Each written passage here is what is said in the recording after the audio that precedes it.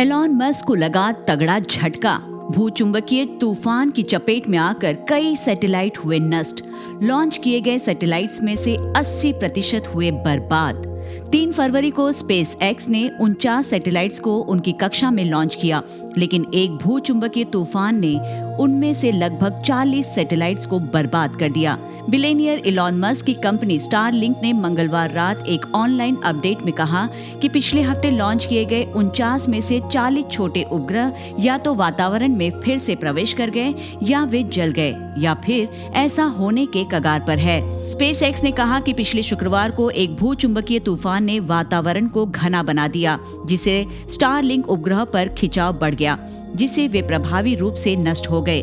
Ground controllers ने compact flat panel उपग्रहों को एक प्रकार की शीत निद्रा में डालकर बचाने की कोशिश की और उन्हें इस तरह से उड़ाया ताकि उनके खिंचाव को कम किया जा सके, लेकिन कंपनी के अनुसार वायुमंडलीय खिंचाव बहुत ज्यादा था, जिसकी वजह से वे उपग्रह ऊपर की ऑर्बिट की ओर जाने में सफल नहीं रहे।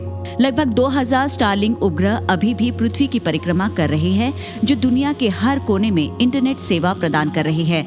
वे लगभग 550 किलोमीटर की ऊंचाई पर दुनिया का चक्कर लगा रहे हैं। सौर तूफान की चपेट में आए उपग्रह अस्थायी स्थिति में थे। भूचुंबकीय तूफान से जो सैटेलाइट प्रभावित हुए हैं, वो ऑर्बिट में कम समय के लिए ही थे।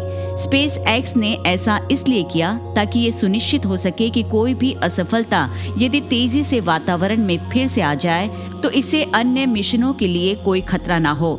हर उपग्रह का वजन 575 पाउंड्स यानी 260 किलोग्राम से कम है। स्पेस एक्स ने खोए हुए उपग्रहों को अद्वितीय स्थिति के रूप में वर्णित किया है। जब सूरज से आने वाले आवेशिक कण धरती के चुंबकीय क्षेत्र से टकराते हैं, तब भूचुंबकीय तूफान आता है। साल 2019 में पहले स्टारलिंक उपग्रहों को लॉन्च करने के बाद एलॉन मस्क ने इंटरनेट सेवा को बढ़ाने के लिए हजारों और उपग्रहों के एक समूह की कल्पना की।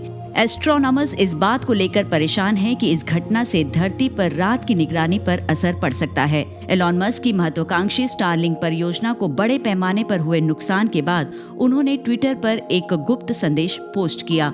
स्पेस एक्स ने एक बयान में कहा, दुर्भाग्य से गुरुवार को तैनात उपग्रह शुक्रवार को भूचुंबकीय तूफान से काफी प्रभावित हुए।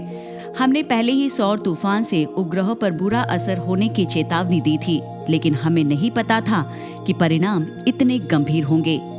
देश और दुनिया की ऐसी ही अहम खबरों को जानने के लिए हमारे चैनल को सब्सक्राइब करना ना भूलें।